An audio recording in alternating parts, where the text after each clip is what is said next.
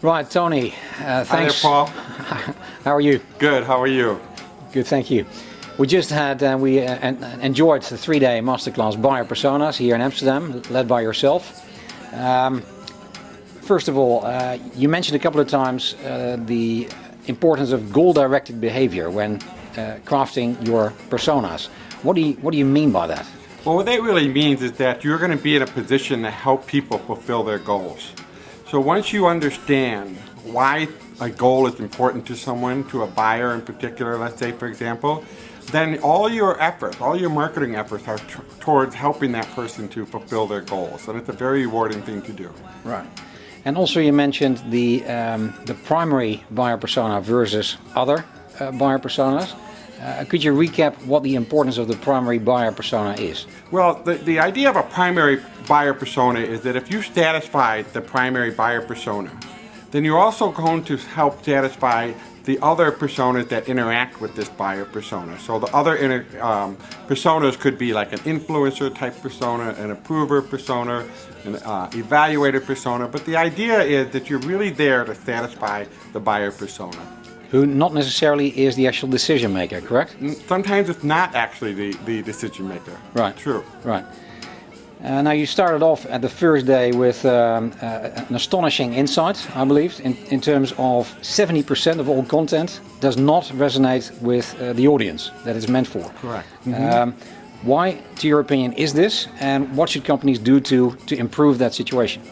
Well, I think what's happening today is a lot of organizations really don't understand the goals of their customers.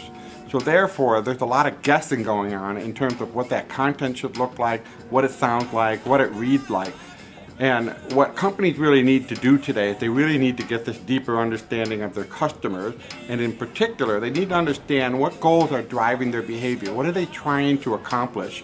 And why what they're trying to accomplish is extremely important to them. And you mentioned that you're not particularly a big fan of buying teams. Why is that?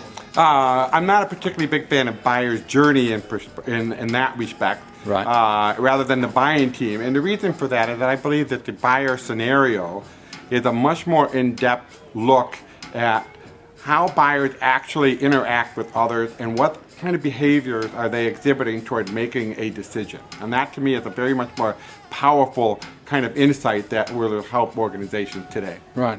And following up on that, the conventional term is the DMU within an organization, the decision-making unit.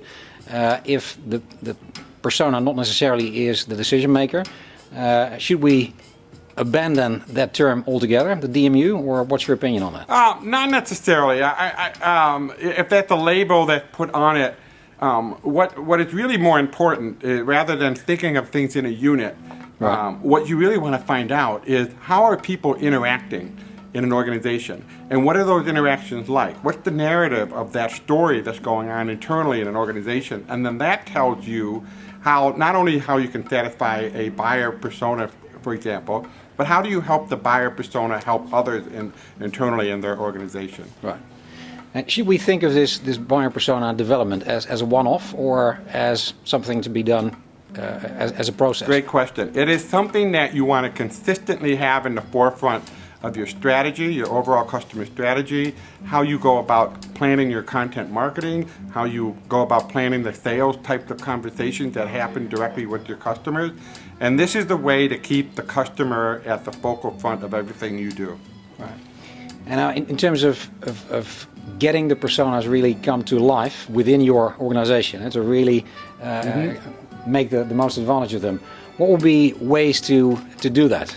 The way that you really bring your persona to life is by being able to have a narrative of a story about that particular buyer persona and to share that story widely, make people really understand what is happening in the life of this buyer persona. What is the story that's taking place? Because people love stories, they resonate with stories, and this is the way that you can get all people within the organization to have a common view of who the customer is. With sometimes even symbols being used in terms of a mug with the buyer persona. Yes, you can have symbols, for example. You can say for yourself in meetings and posters, you're going to have pictures of these personas. You're going to consistently remind the organization that our purpose being here today is to help that particular persona fulfill their goals. Yeah.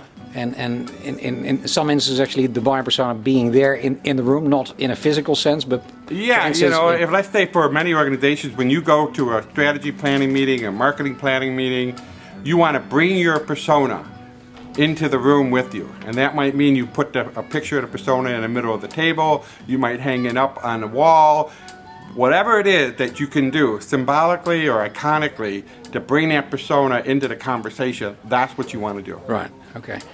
Now, final question, in terms of the term to be used, when a buyer persona really applies to the full cycle, shouldn't we talk about personas rather than buyer personas? Yes, I think you could, because what a buyer persona basically says is that you're really focusing on the buying behaviors. So let's just say, for example, they become more of a customer persona. Basically, the persona is describing the behavior of an existing customer in that respect. Right. So their behaviors may be different, their goals may be different, but Sure. you want to carry just the concept of understanding the behavior of your customers, your buyers, your personas throughout the entire life cycle. Right, okay. Tony, thanks a lot. I look forward to having you back again in the Netherlands or in the facility here for a next masterclass. Thank you so much. Thank you, Paul. A pleasure being here in the Netherlands. Good, great.